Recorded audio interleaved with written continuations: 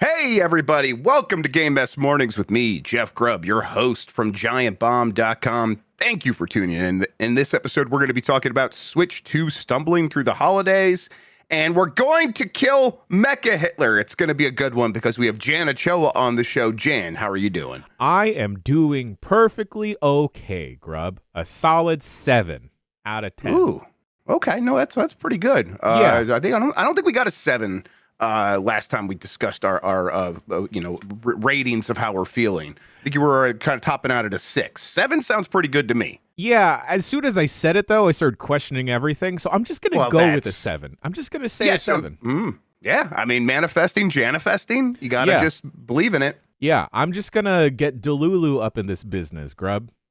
Ooh, yes, that's the way to do it. I'm also doing pretty good. But yeah, it's, keep yourself so busy you can't think about anything else. That's one of the real key things to it. It's a nightmare out there. So if you are hanging out with us to get away from it all, we appreciate it. If we sometimes talk about it, we're going to because we can't help it. But you coming out with us. We'll mostly be talking about video games because we're all also just trying to make sense of everything that is happening. So yeah, I don't know. Jan, how about this? Let's just get into the show. We got a lot to talk about. There's plenty of news. Before we do that, though, let's explain ourselves. We're Giant Bomb, independent games media out here on our own, but we're not because we have you at our backs. You went to giantbomb.com/join. You became a premium member, and that helps to ensure the future of this independent games media operation. You want to see more of this? We appreciate it. And then thank you to everyone who has come through and done exactly that. If you haven't, now's your chance. Now's your opportunity in 2026. Put your money where your mouth is and put your money where we are. That also helps, and we appreciate it. It gets you bonuses, gets you goodies, a lot of stuff in 2026. So yeah, make it happen, and let's do more of this year. Looking forward to it. As far as this show goes, most weekdays, I, Jeff Grubb, will help piece your gaming life back together. That includes breaking news and maybe even some of our own original reporting. For all these topics, I'll get the input of a bona fide expert who will make me look smart. If you are watching live on Twitch, welcome. You can always listen to the show later on podcast feeds by searching for Game Mess Mornings or find the RSS feed on giantbomb.com. You can also catch the show later with chapters and timestamps on YouTube. Hello, YouTube. All right, we have a lot to get into, so let's start the morning mess with Nintendo Switch 2 sales were reportedly not amazing over the holidays. This comes from Chris Compendio at GameSpot. The Nintendo Switch 2 was indisputably a sales hit after its June 2025 launch, but a new report indicates that the hybrid console success may not match up to the original Switch's first holiday season. According to The Game Business, Switch 2 sales in the United States were down by around 35% from November to December compared to Switch 1 sales during the same period in its launch year of 2017. This statistic tracks with an earlier report from Circana, revealing that November 2025 was the worst month for hardware sales in the US since 1995. The Switch 2 didn't fare much better in European countries, with UK sales having a reported fall of 16% compared to the Switch 1 in holiday 2017. In France, Switch 2 unit numbers for its inaugural year are reportedly over 30% lower than what the Switch 1 achieved during its first year. I think, Jan, that real quick, there's less of a drop in Japan. Nintendo seems to have Japan on lock in a lot of ways. A couple things. I think one side of this is it's really expensive in a time when everything's really expensive, and I think we just kind of can't deny. That's what happened in November, right? Yeah. November being the worst November that Circana has seen in basically since they started tracking. That comes down to people were saying, hey, if I'm waiting till November, I am waiting for a discount. I am waiting for a sale. I'm waiting to noticeably save money. And that really did not happen for the most part for the Switch 2. And so people are like, well, I got to get other things for other people in my life. I'm not going to show up for this thing, right? Yeah, Grubb, that's where my head immediately went to, is that the tail end of last year, probably obscenely expensive. I mean, given the various shutdowns, and this is from an American's perspective, of course, but, various shutdowns across the board, folks not getting paid, paychecks getting delayed and all that jazz. I could see the priorities shifting for the holidays, and in maybe not getting a Switch 2, whether it's for yourself or for the household or for a loved one. It's just very expensive, and especially when the entry ticket, Grub, is not just the price of the Switch 2, but it's also the price of a game or a couple games, and that price is just getting higher. What are we at? 80 right now? And if you're trying to check out something like DK Bonanza, maybe Metroid Prime 4, you're waiting for that to pick up a Switch 2. It is just such a high barrier of entry as of right now. And on top of that, Grub, like, I don't know, perhaps folks are slowly shifting away from the more casual audience is kind of shifting away from games as like their form of entertainment. I mean, I think that's the other side here, and of course these are early numbers. This does not seem to be sourced from Circana or anything like that, which will have like official tracking data here very soon for December. But November we do know was down, and that was for all the consoles. But the other side of this is just that we have a Switch 2 that is following up a Switch 1 that was extremely successful, and a lot of people bought the Switch 1. And people typically in these situations go, I already have that. It's not the same thing, but that's what most normal people, not most, let's say, it's down 35%. That's about how much, like around like the DS to 3DS dropped, right? It might even be more than that. Let's just say 35% of people say to themselves, I already have that. I'm not going to do it again, at least, especially not at that price, and not until there's several compelling reasons to move. I think that, there's way more factors than these big ones we're talking about. There are so many reasons for people to wait, for people to decide not to purchase in this moment. But we were saying leading up to the holidays, like when we had Matt Biscotell on the show a few months back now, we'll get him on the show again soon. But when we had him a few months back, we were talking, hey, the Switch 2 is crushing it out of the gate. Everyone is buying this thing. But the next test, it passed this first test, the next test, and maybe the real test will be what happens during the holiday when it now has to sort of present itself to more normal consumers, less engaged consumers, not the early adopters. And I think the answer here is one that was the reason we were talking about that is because it's what happened. Maybe it's sold a little bit better than these numbers suggest. We'll get final numbers here probably in the next month or so. But clearly it is down from the Switch 1, which I don't think is too surprising just because that's what happens to these follow-up consoles, especially when they are noticeably and significantly more expensive, right? Yeah. Grub, do you think also just the trends of how people are treating their electronics, and I'm talking about stuff like phones, tablets, also plays into this? I mean, we talked about, like, I have a Switch 1. Why do I need to upgrade? I see a lot of people, and I'm noticing a lot more people than I thought, are holding on to their phones for multiple generations before even thinking about upgrading. Like, they are using that iPhone until it can barely hold a charge for a second.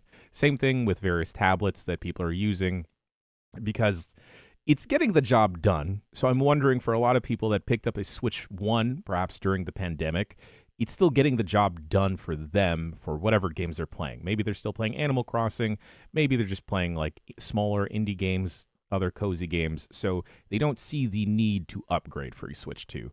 And I think we've also seen that with people still holding on to PS4s. Yeah, and I try to think like what would be the inciting event that would flip people over to be like, okay, now it's time to get the Switch 2.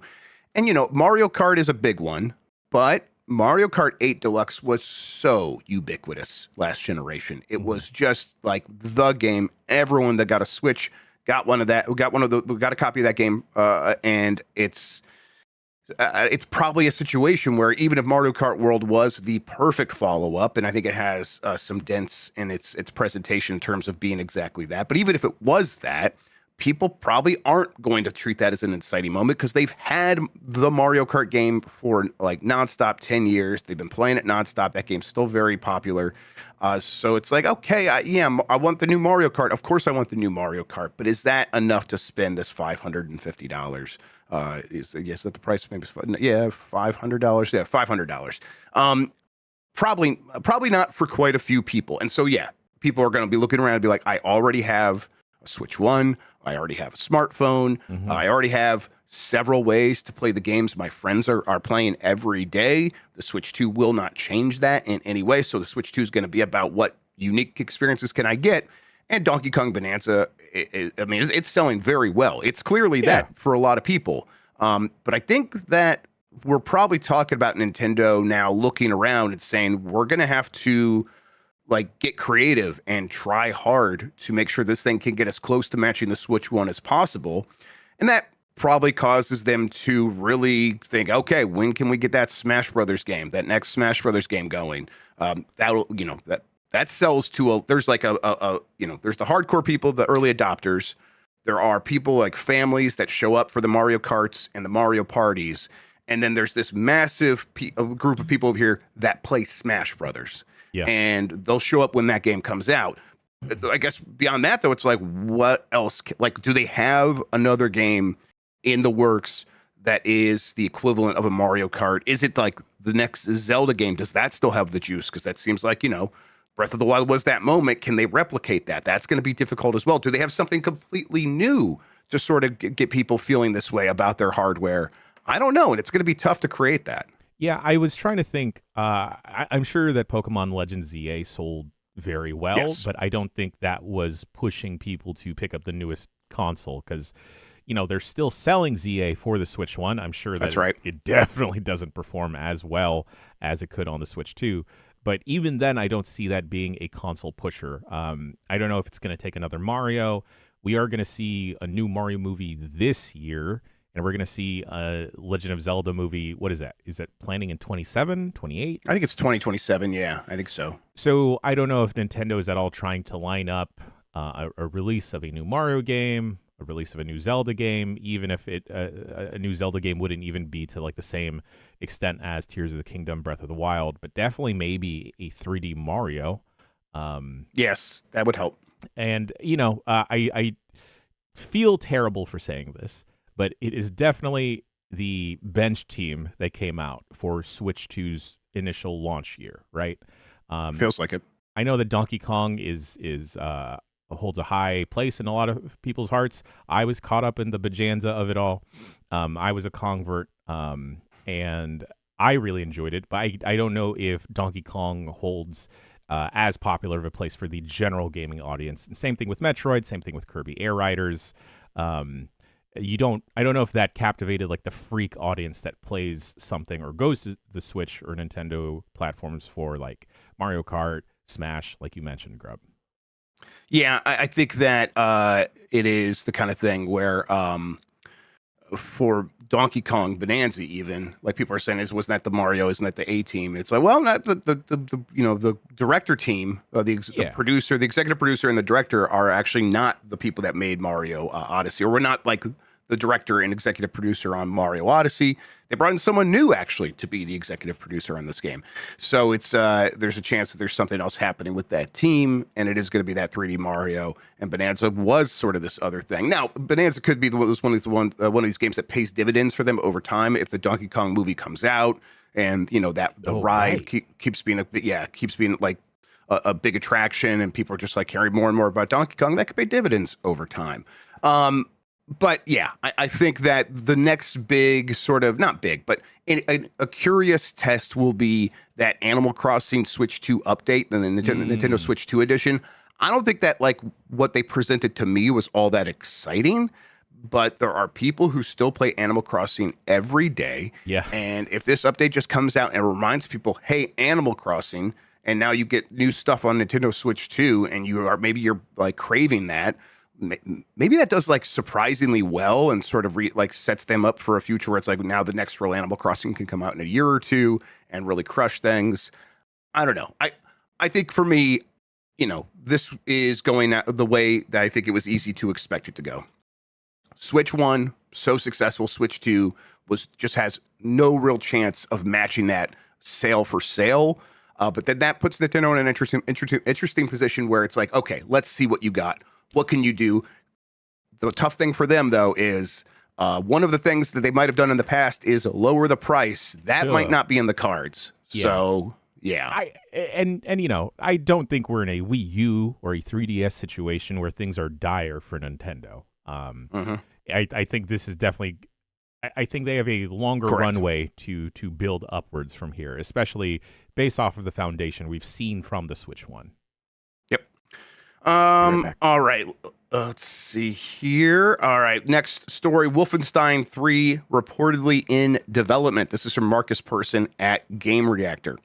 Swedish Machine Games, I think the Machine Games from Sweden, is reportedly working on the next chapter in the classic Wolfenstein series. This is according to Kotaku and several other sources who claim that Wolfenstein 3 is now in development. Rumors of a new game in the franchise have been circulating for a long time in the studio, which is also behind the New Order and the New Colossus and Youngblood, has long claimed that the series is intended to be a trilogy, and now it seems that the third part may actually become a reality. Of course, Youngblood was a spinoff.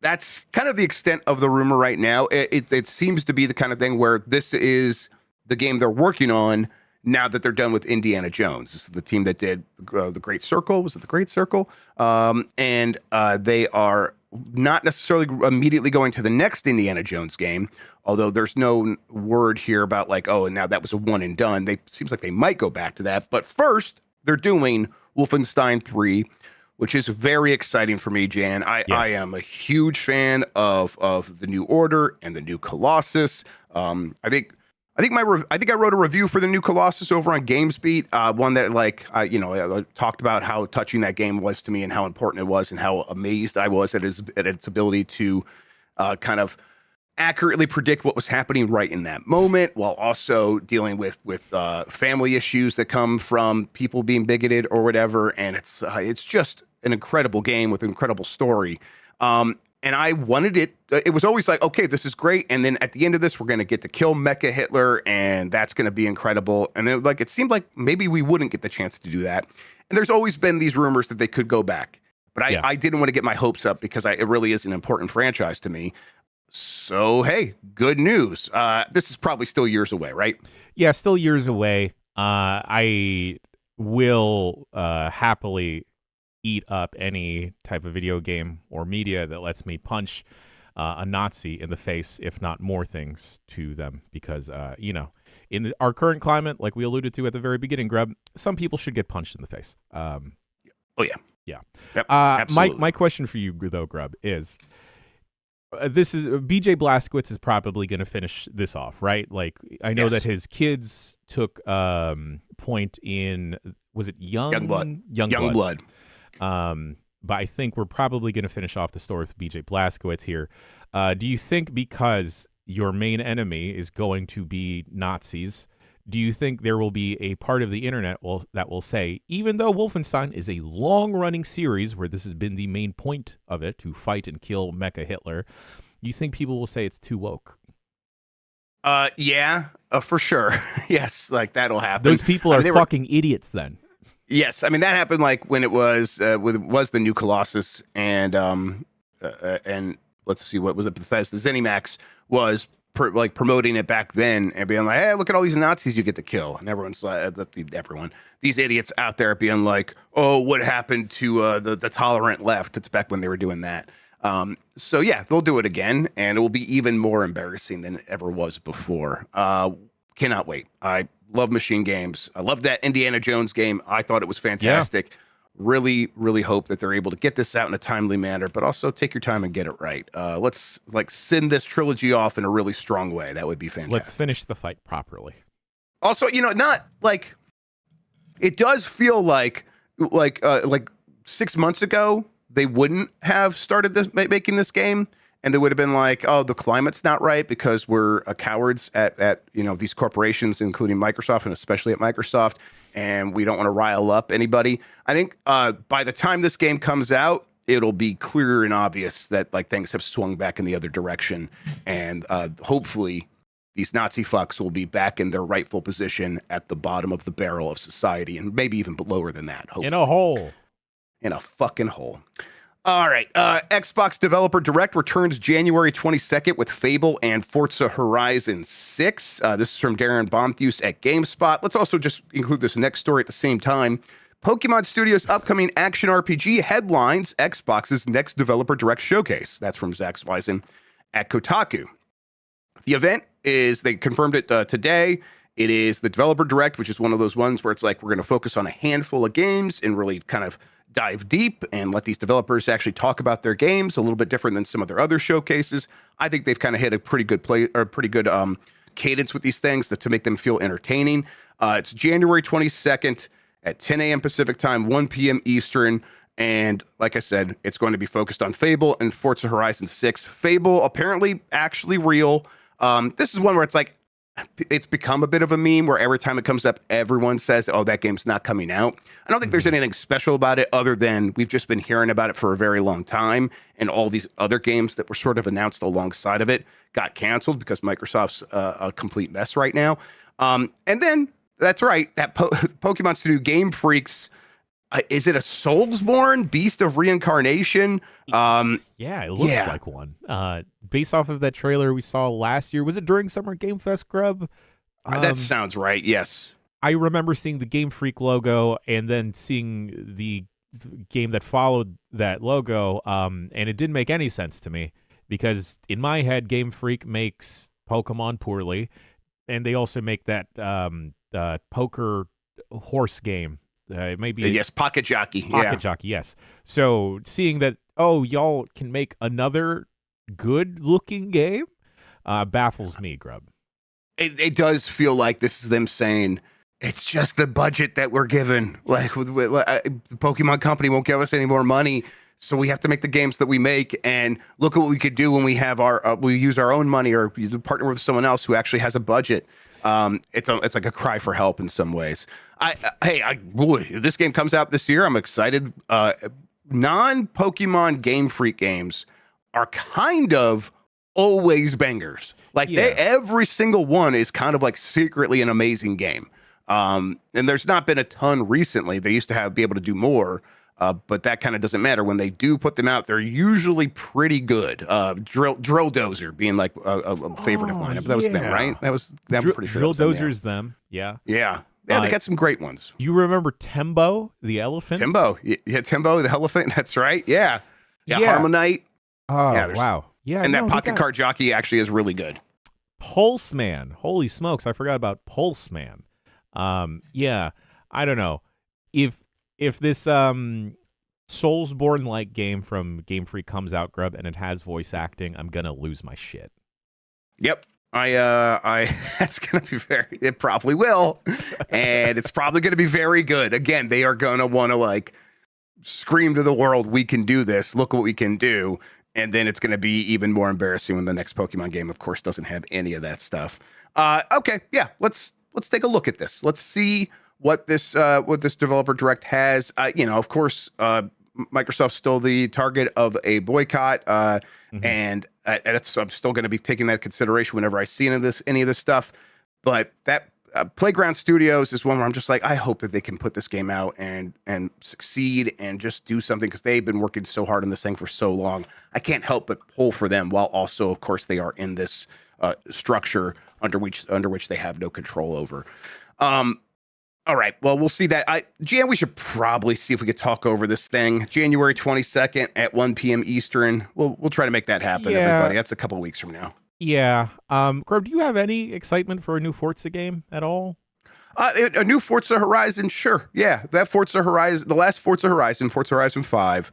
I never was playing it to be like, I'm gonna beat this game. But it was one where it's like frequently I would boot it up to just like, let's chill out. I just want to do some cool stuff in a video game. And it is perfect for that. It is such a good chill out game. Just drive around, do cool things, and have amazing visuals pop up on the screen. It's just kind of peak for that. And I always want to go back to it, but now I'm like, maybe I could just wait for this one. Do we think all these games are out this year?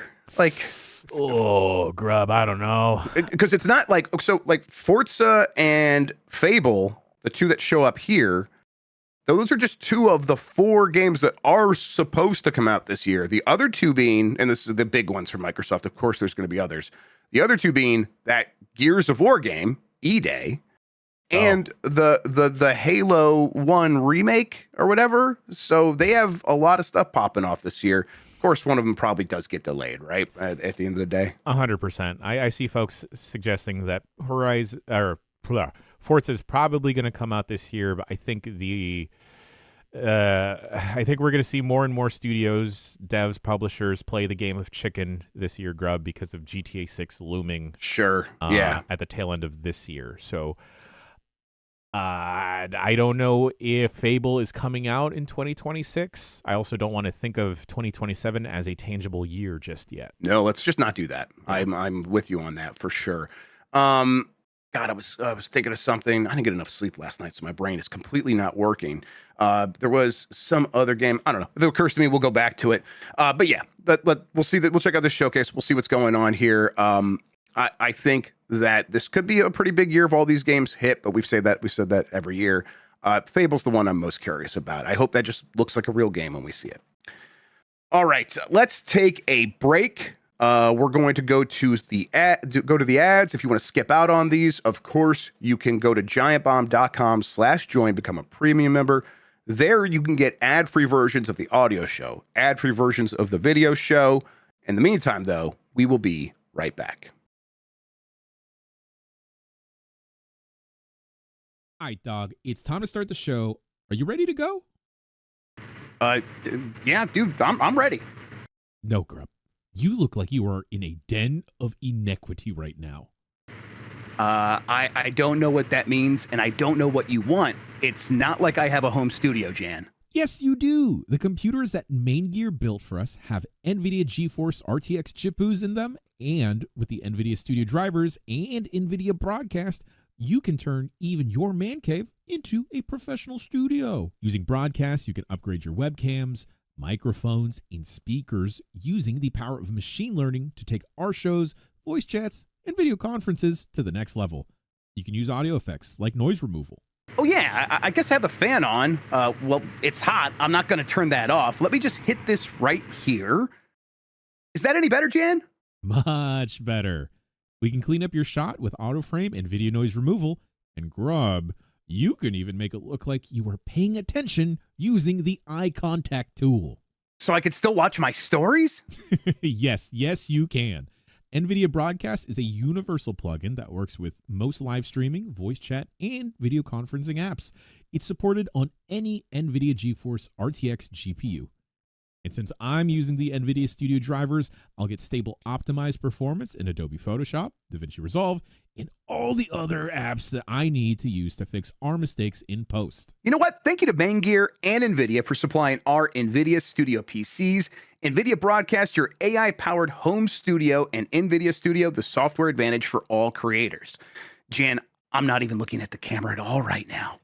Grubb, stop looking at me. I haven't looked at you forever.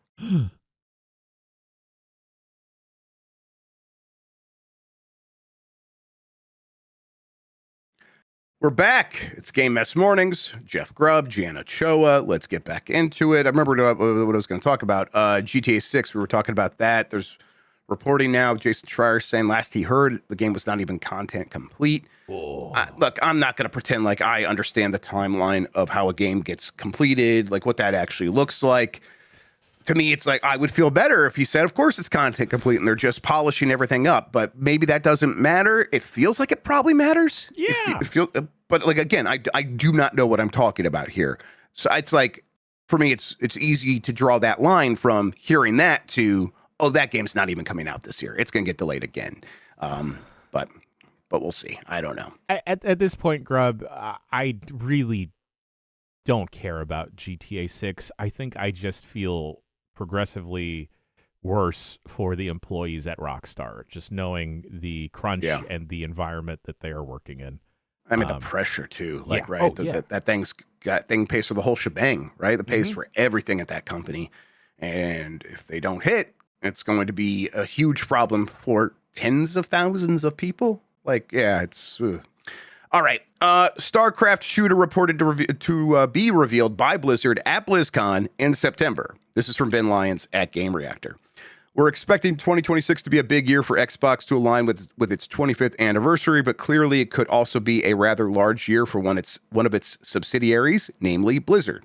A new report from Windows Central that expands on past reported claims from Bloomberg's Jason Schreier in his book Play Nice: The Rise and Fall and Future of Blizzard Entertainment. I think when we had him on the Bombcast, he even talked about this specific thing. States that at BlizzCon 2026 in September, we could see the California developer revealing plenty of promising things, including a headline affair that shines the spotlight back on one of its most famous series. The big point of note is that a StarCraft shooter could be the major project being revealed at the show, with the report alleging that this will be a third-person shooter, perhaps one with open-world elements, if a job posting is to be believed. Beyond this, it's suggested that the major event that only comes around infrequently these days, and not annually, as it used to be the case, will also be the place that the next Diablo 4 expansion is presented. That feels very likely, as is World of Warcraft's The Last Titan expansion. And then there will be stuff for Overwatch and Hearthstone and all that stuff. We've been hearing about this for a while now. It's one that's like they've started and stopped a bunch of times in the past, apparently, if my memory is serving me correctly there. And of course, we go all the way back to StarCraft Ghost, way back in the day, that StarCraft a spinoff shooter from 20 years ago, more than that now. God, 25 years ago now. It feels like this one might actually happen, mostly because I think Blizzard doesn't necessarily know what to do with StarCraft otherwise, but they don't want StarCraft to go away. And hopefully this sets up them returning to the RTS genre after this, maybe. I don't know. But yeah, I don't know. I welcome the idea of a StarCraft third-person shooter. I always have. Let's see what this looks like, right? Yeah, 100%, Grubb. I'm curious to see. I know nostalgia's hit younger gamers to some extent, but I don't know if that extends to older PC games, older PC franchises. And it feels weird to call StarCraft 2 an old game, but it is at this point, Grubb. So I'm curious. I know League has always been popular and maintained popularity, as well as a bunch of other MOBAs, Dota 2, of course, as well. But I'm curious if the younger generation could get into a proper RTS multiplayer game like StarCraft 2.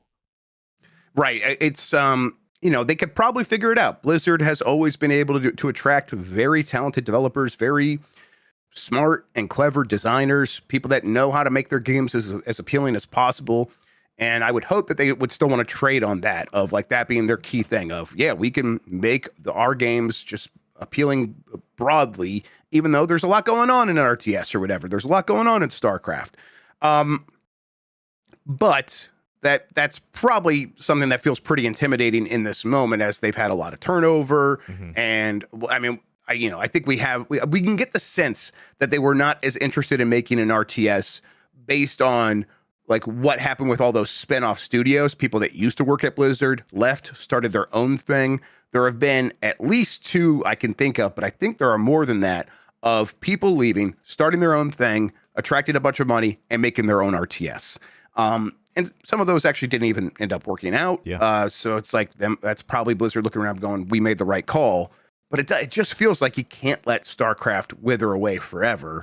And you probably also can't turn it into like a MOBA. You already had Heroes of the Storm, so you kind of want to just figure that out. But in the meantime, they have this shooter. And I think that universe is like, there's so much lore that people love. People love those characters. You can explore that from a different angle and probably get a lot of the same juice out of it as you would otherwise. So yeah, maybe. Curious to see what it looks like.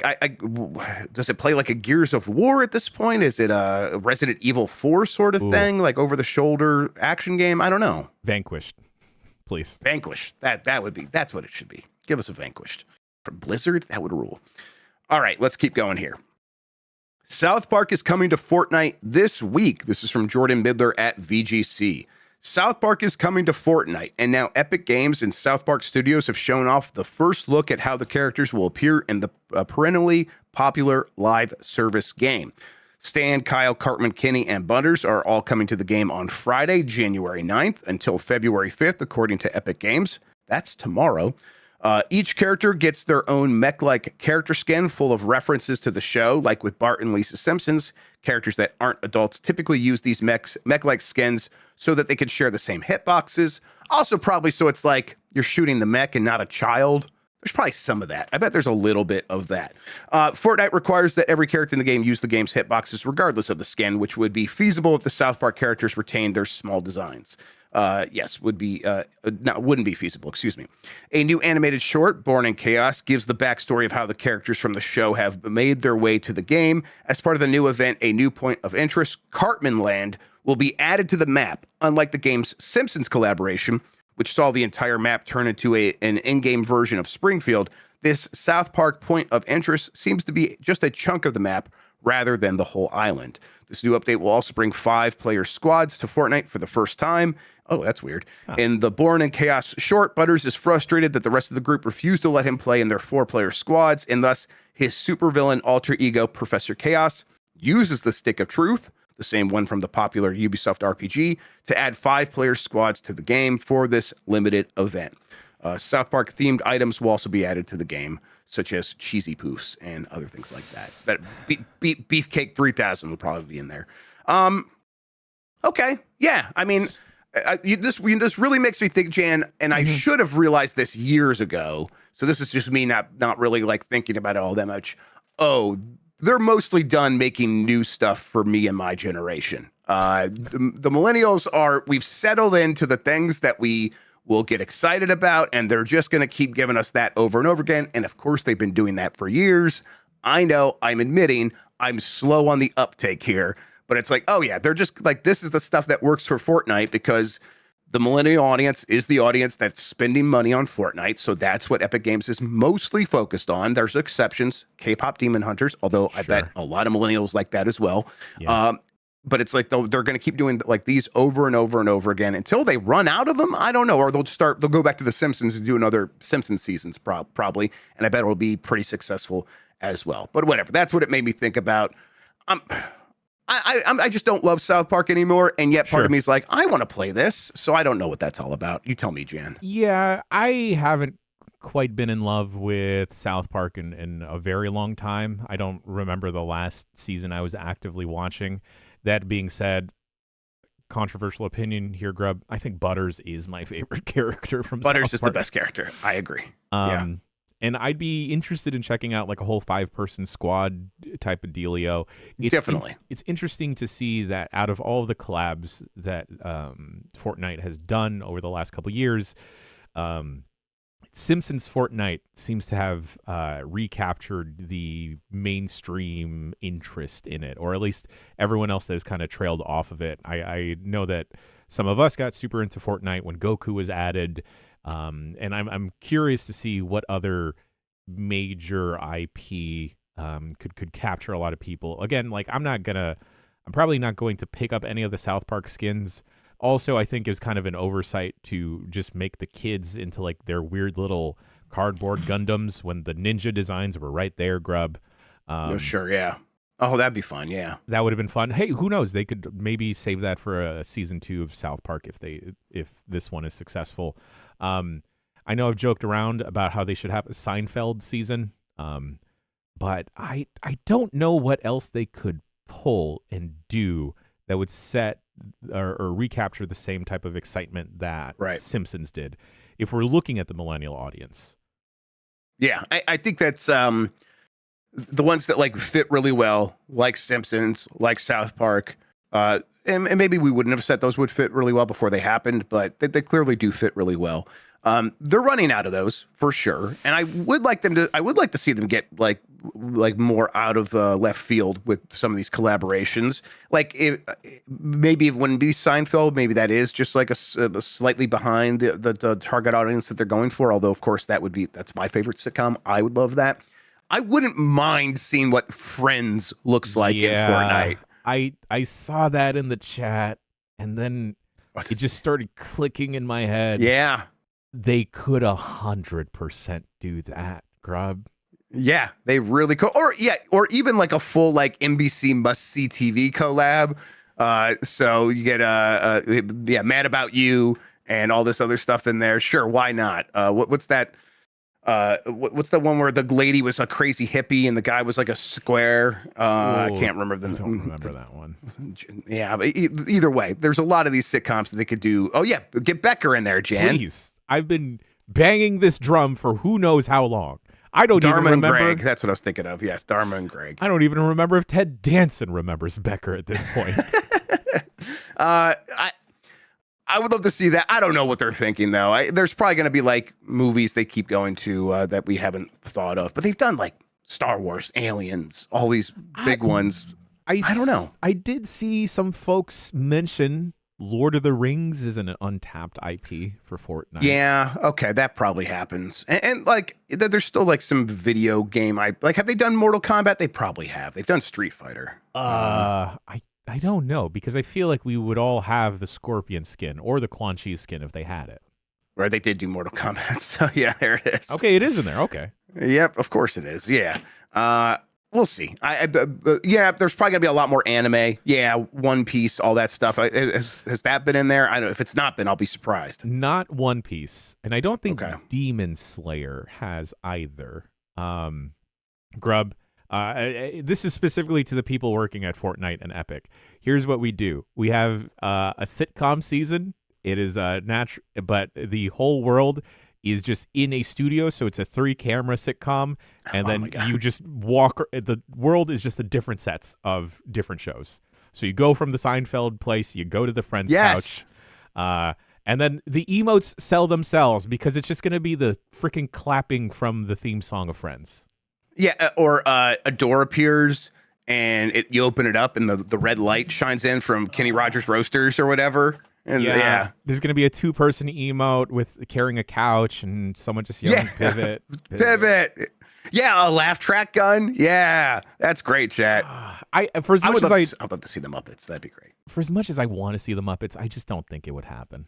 I agree. It seems like Disney would be very weird about that, I think, and probably the people who run the Jim Henson Company these days. All right, let's see here. Up next, Nintendo's new My Mario Kids range will go on sale in US and Europe next month. This is from Andy Robinson at VGC. Following its launch in Japan last year, Nintendo will debut its range of My Mario products in the US and Europe next month, it's announced. My Mario is a range of Mario-themed products aimed at young children, including a wood block set featuring characters and items from the Super Mario series, which also double as amiibo toys. That's crazy. I forgot about that. The range also includes a Hello Mario app, which lets users interact with the plumber on their phone or tablet, a stop-motion series, a board book, apparel, and more. The My Mario Collection will be available at Nintendo's New York and San Francisco stores, the My Nintendo store in Europe, and select retailers beginning February 19th. And then there's a list of all the stuff it includes, but the highlights have already been mentioned. Yeah, this is the hook 'em while they're young thing. This is like, let's get them. Like, Mario is a thing that kids do find appealing even before they can play Mario. And we have the movie to sort of capitalize on that, but that's even for slightly older audiences. That probably starts at like age 8 and up. Maybe younger than that, 6 and up. And like, there are 2-year-olds we want to be thinking about Mario. That's where this stuff comes in. It did launch in Japan. I didn't find any of it all that appealing as someone who had kids that age at one point. I'm certain I would have gotten all this stuff for them then, but kind of glad that I don't have to now, because again, I don't find any of this stuff that appealing as someone who like often finds the toys I'm getting for my kids to be appealing. I'm like, oh yeah, this is fun. This is neat. I'm glad I'm getting this for them. So I don't know. I don't think it's necessarily going to change like the fate of Mario, but it's not going to hurt either. What do you think? No, I think this is them also planting seeds for the Mario movie coming out later this year. Similar to you, Grubb, sometimes there will be like an item targeted towards children that I think is really cool and really neat looking, and I think about maybe, oh, that'd be a cool decoration or talking piece to have in the house. I'm just surprised that they're not trying to lean more into Kirby. That they're just because I feel like Kirby is just so dang cute, and that Kirby just appeals to younger children more because he's like a little blob boy versus an Italian plumber. Yes, it's like when the whole thing about drawing Kirby is right. You just make a friend. You're just drawing a friend. It's like so appealing to kids. But maybe they're like, Kirby already does that. He does not require any effort to make him appealing, where Mario is a middle-aged Italian plumber, and there's something about that just does not click with children. I don't know. Grubb, yeah. sorry to go back to the Fortnite story and just possible do it, collaborations. Looney Tunes. That's a good one. Yeah. I think that that probably comes down to Warner Brothers not knowing what they're doing with Looney Tunes a lot of the time, and there's probably like no one like steering the ship over under Warner Brothers for that to make it make sense. But they better figure that out. And now that Warner Brothers is going to be under Netflix, right? I think that's what it is. Yeah, maybe that would be. Yeah. Oh wait, no, I'm mixing that up. It's Warner Brothers is Larry Ellison right now, right? And then there's another company, whatever. It's continues to be a mess out there. Either way, God, that would be very cool, very fun. They could make that they could make them look exactly like cartoon characters running around that world. That would be fun. Mm-hmm. Okay. If anyone else in chat has any other fun collaborations, keep dropping them. We'll keep bringing them up throughout the rest of the show. PlayStation reveals its boldest controllers and console covers yet, the Hyperpop Collection. This comes from Plastic Color coordinator Jordan Midler at VGC. PlayStation has announced 3 new colorways for its DualSense controller and console covers called the Hyperpop Collection. The Hyperpop Collection will launch in March and come in 3 colors: Techno Red, Remix Green, and Rhythm Blue. We're cranking the volume all the way up with a collection that doesn't just stand out, it takes over the room, said Leo Cardosa from PlayStation's color material and finish design team. That's like finishes in the finish to plastic, not as in Finland. Inspired by the glow of the RGB lights of your impressive gaming setups, these new colors go loud in the best way possible.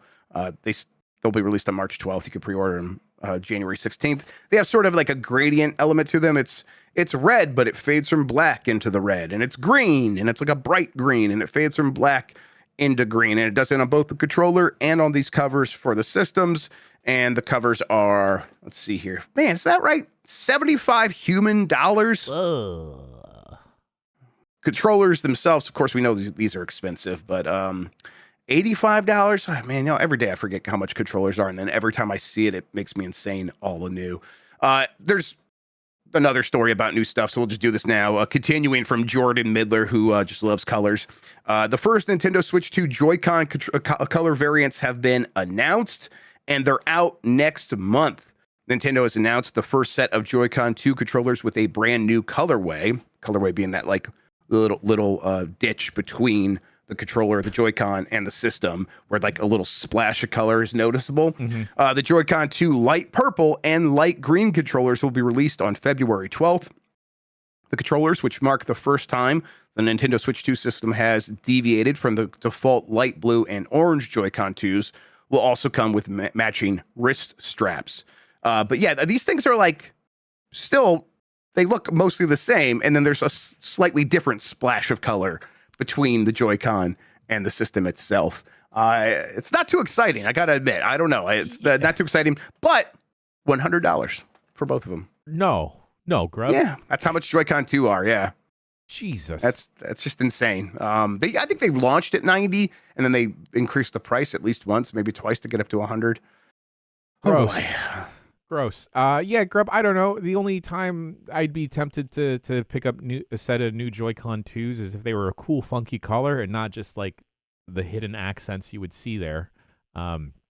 This also just seems like a weird move from Nintendo, because I'm sure they saw how many people were trying to customize their Switch 1s or various Joy-Cons and just wanting to add Timothy skins. Chalamet out there just doing it for people, yeah. Yeah, Marty Supreme out there doing his thing. And it just feels weird to not give the people that, especially when you're charging this much. I mean, the colors are appealing. And like when you hold the Joy-Cons as like little controllers and you do see it, it's like, oh, that accent really does pop. And then, of course, there's the analog stick the colors there as well. And it that looks nice. I think this teal is really nice, and the purple even. I don't know. I just do I want the whole controller to be these colors? Actually, is this better that it's kind of like this sophisticated accent? I don't know. I think I'm a sucker, and I'm talking myself into buying these things. Is what's happening. Don't, Grubb. What about that? Don't do it. Thank you, Jan. Thank you, Sensei. Thank you, Sensei. You got my back here. Okay. Yes, I think chat's right. The teal is nice, but this still sucks. Thank you, Grant. I think you're right. All right, let's see here. And that does it for the headlines. let's get to the poll question from yesterday. Let's see here. I'm going to refresh the results over on my side, Jan. Are you getting Mario Tennis Fever? We asked this on yesterday's show. 3,000 of you, or nearly that, voted. And the results are 18% said yes, 82% said no. Of course, most of these votes came in before this morning. There was as Jason Finelli predicted on yesterday's show, it's like any minute now, there's going to be one of these YouTube videos that pops up and explains the game in an overview trailer. And of course, that happened the very next day. And I think the game looks pretty good, but I'm still like at a point where it's like I need to play it and I need to see like what the meta game part of it is. Not meta game, but like when I go into the menus, can I do the things I want to do in a multiplayer sports game? And that's still questionable. So we'll see. But 18%, 18 out of 100 people going to check this out. Let's see what the reviews say and if that changes anything for people. That game's out in less than a month still. So they have to. Yes, it's out February. Okay, maybe it's a little bit more than a month. It's February 12th, I believe. So we'll see. Jesus. All right. New games are going to start coming out again here real soon, Jan. It's like Mike was going through like all the Nintendo games on Less Than Nintendogs with me. We were talking about it there, and there was not a ton immediately that he was too excited about. It's like, oh yeah, the first part of this year is pretty quiet, but it's like I don't know. As we get closer to some of these, it's like I have always enjoyed Mario Tennis games for the most part. I'm gonna want to check this thing out. It's like it becomes more real the closer we get to it, and then we have Big Hops coming out here soon, and that Mio game coming out soon. There's a lot of stuff happening, so we'll see. God. All right, we have a new poll question. Let's do that real quick. Do you have a Switch 2? Yes or no? Very basic question, but I think the point of this is going to be, has this audience already been saturated? The people that listen to this show, have they already all mostly shown up for the Switch 2? And now Nintendo has to start focusing on that next group of people that are going to be a lot more difficult to convince.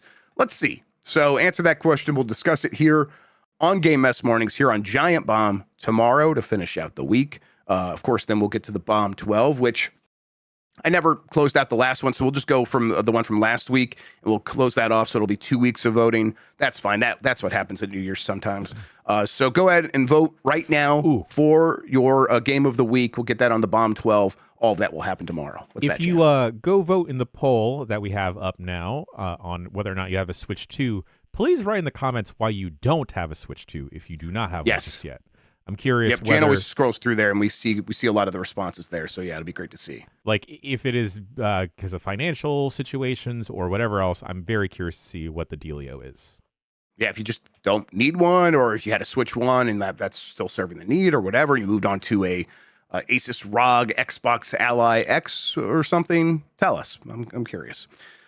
Okay, we'll get the results of that tomorrow. Let's see, Jam. Speaking of Giant Bomb, what else do we have happening? Voicemail dump truck popping off later today. Grubb, I think we may need you if you can do it because Mr. Minotti is going to Games Done Quick today. Maybe we'll see him there because that man knows how to find a camera. Certainly will. He just beelines for it every time. It's great. Speaking about Minotti, I saw a TikTok, or it might have been a reel the other day, saying the number one thing straight men in their 30s do is that they gym a non-existent camera. That is Minotti to a T. Yes, it is. We'll have an exciting thing popping off at the very beginning of this voicemail dump truck today. I'll just say it here, Grubb. We got a new theme song, and very excited. Yeah, it's ready. Yes. I'll throw that in our Discord. A very special friend helped us make that. Tomorrow, Game S Mornings, like you said, to close off the week. Unprofessional Fridays, still up in the air what we're going to do. So we'll see. I think Mike was talking about wrapping up the Fantasy Critic stuff and maybe doing the new draft. We'll see if we can get that ready to go. A lot of that will come. Sean's our commissioner, so it'll come down to Sean, who continues to be very busy. And then I want to maybe check out that Mario 64 WarioWare mod, but I don't know if we'll get that running. Also, we will be recording something that I am excited about that our own dear Chuck is piloting. It's going to be fun. Right. Yes, it'll be fun. Yeah, there's a lot of conversations happening about cool stuff for everybody, especially for premium members, but A lot of cool stuff. Like, our schedule's pretty full of fun stuff every week for everybody. So keep tuning in for all of that. The last episode of Blight Club was incredible. It was just pain the whole way through. And Mike was feeling it, but so was everyone else. Also, I had to jump early. Don't worry, everybody. Everything's fine. It's all good. Just a small little scare. We took care of it. No problem whatsoever.